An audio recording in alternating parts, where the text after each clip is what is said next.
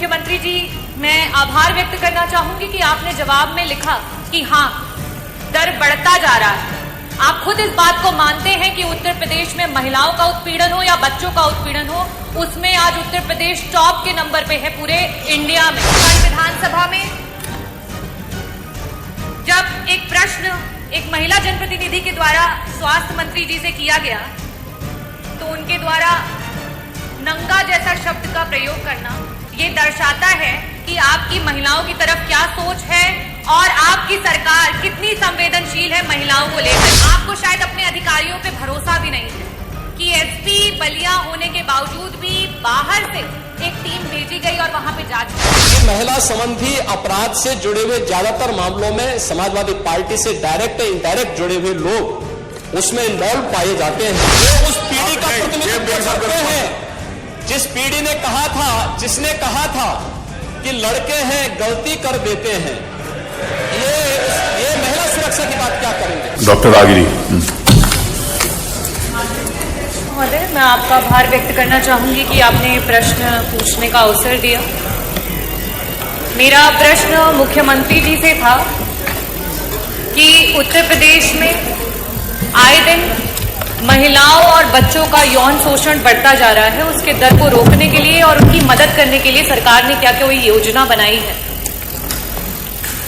मुख्यमंत्री जी, मैं आभार व्यक्त करना चाहूंगी कि आपने जवाब में लिखा कि हाँ, दर बढ़ता जा रहा है।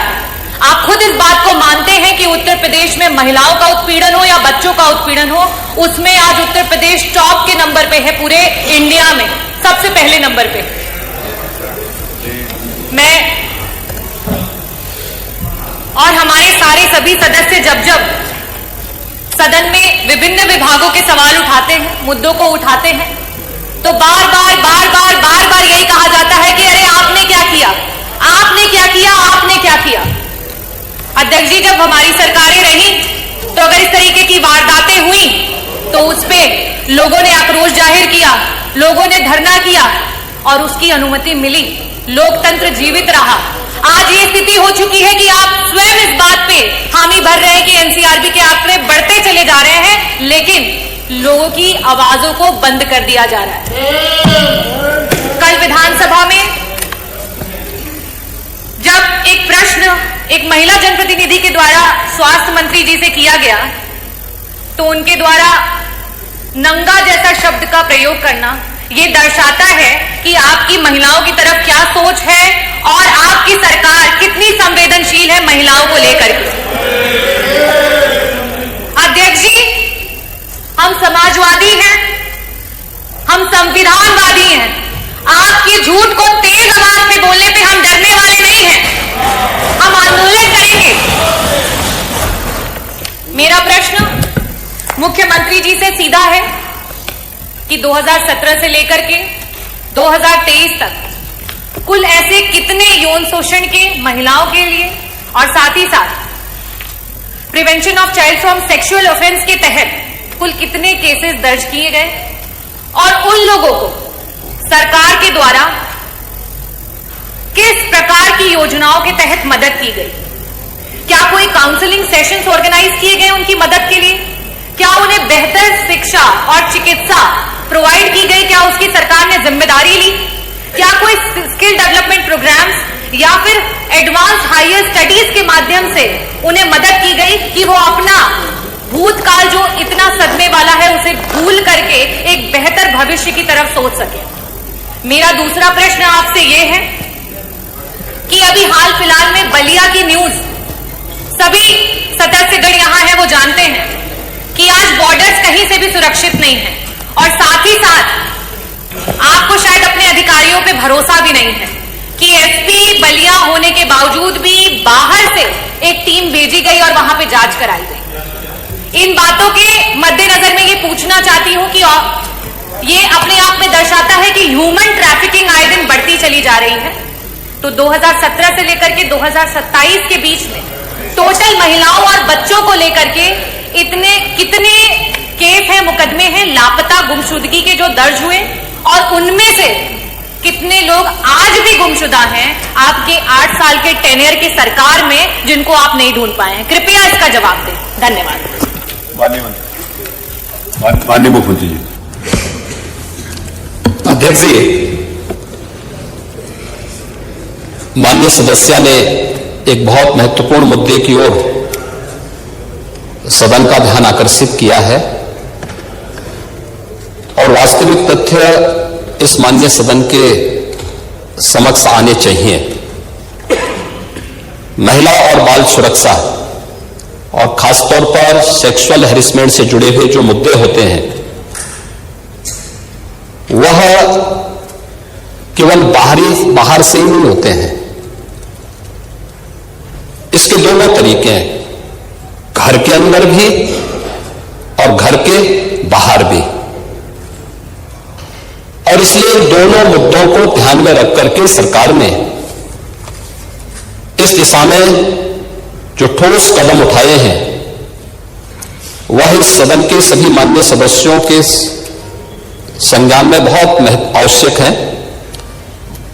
अगर मैं महिला संबंधी अपराध को, जिसमें घरेलू हिंसा से जुड़ी हुई जो या सेक्सुअल हैरेसमेंट से जुड़ी हुई जो मामले होते हैं, इन सब की तुलना करो तो सबसे पहले माननीय सदस्य को मैं इस बात के बारे में अवगत करा दूं कि 2016 की तुलना में दहेज जैसी घटना के बारे में देखें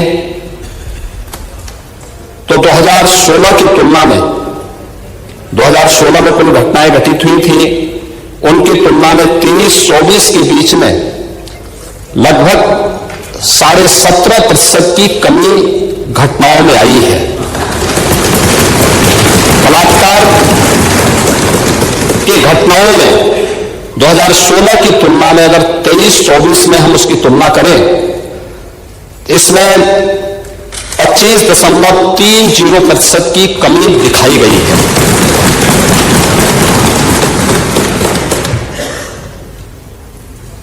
लेकिन अगर हम इन सभी बातों को ध्यान में रखें कि 17 से लेकर के 24 के बीच में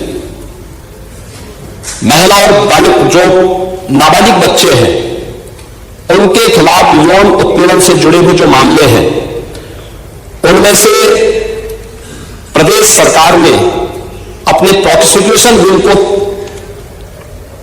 मजबूत करने का परिणाम सामने आया है। 24,402 प्रकरण में अभियुक्तों को अब तक सजा दिलाई जा चुकी है।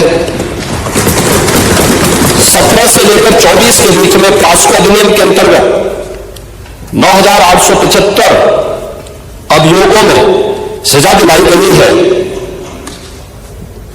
2022 से 24 के मध्य में महिलाओं के विरुद्ध पास्को अपराध में न्यायालय के द्वारा 16,718 अभियुक्तों को सजा दी गई है, जिनमें 21 को मृत्युदंड,